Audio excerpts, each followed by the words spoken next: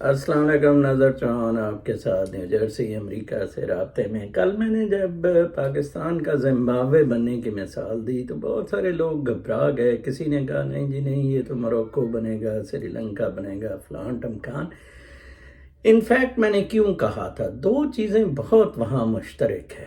Number ایک، corruption, اتنی wide spread corruption ہے اور اس کو برا نہیں سمجھا گیا، جیسا کہ عمران خان کہتا ہے کہ وہ لوگ جن کرپشن کو برا نہیں سمجھتے تھے، عدلیہ اور جناب صاحب جی ایچ کیو اس کو برا نہیں سمجھتا۔ آرام سے سلمان شہباز نے لوٹ مار ماری، کامران خان تک نے کہا کہ خوش قسمت آدمی اس طرح کا ہو جو آرام سے پھر آ کے کلین سلیٹ سے شروع ہو جائے۔ ویسے تو جب معاشرہ اس کو برا نہیں سمجھتا ہے، لائک میں آج ایک جرنلسٹ کو کہہ رہا تھا کہ لوگ بڑے فخر سے کہتے ہیں جی میری بیٹی کی شادی جو ہے، وہ لڑکے کا باپ جو ہے وہ پناما میں اس کا نام تھا، فاروق عرفان نے اپنے بیٹے کی شادی کی، بڑے پیپل فیل ویری ہیپی، پیسے ہوں جی بس، چاہے لوٹ کھسوٹ دھونس دھاندلی گند سے کٹھے کی ہوں۔ حافظ عاصم منیر صاحب یہ گندوں کے ڈھیر ہیں۔ کرپشن نارم ایکسیپٹڈ ہے۔ آپ دیکھیں سپریم کورٹ ابھی تک فیصلہ نہیں ہے، نارو پہ کر رہی ہے، جانے دے، ٹائم دے رہی ہے کہ سارے ہو جائیں۔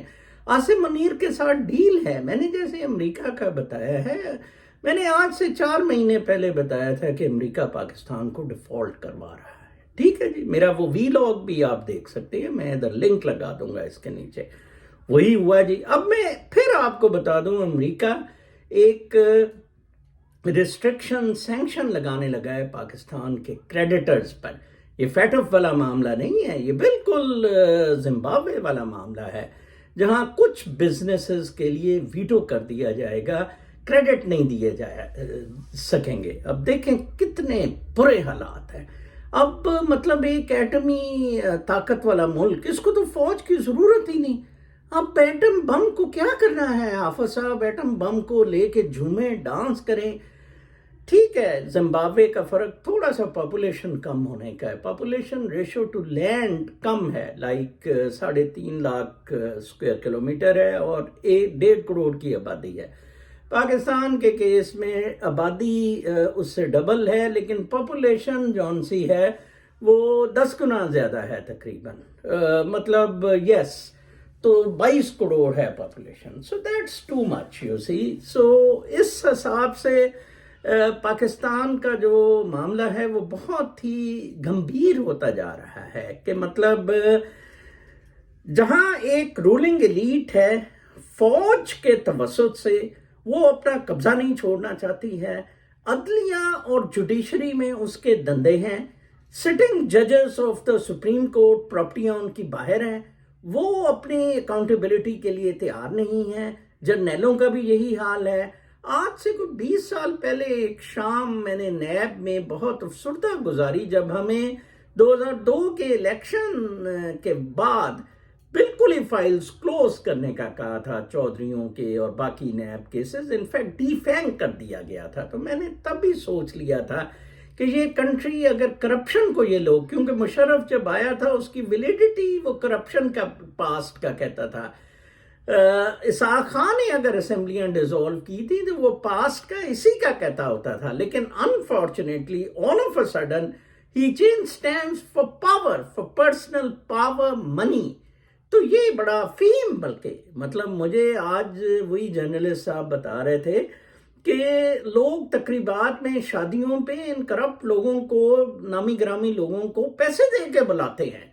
یوسف رضا گیلانی کو 50 لاکھ روپیہ شادی اٹینڈ کرنے کا لیتا ہے، وہ شاہ محمود قریشی کوئی 1 کروڑ روپیہ لیتا ہے۔ عجیب سے معاملات ہیں یہ، کتنا ہم کس طرف جا رہے ہیں؟ اور پاکستان کے بہت سارے آڈز جو ان سے ہیں وہ اگینسٹ چلے گئے ہیں۔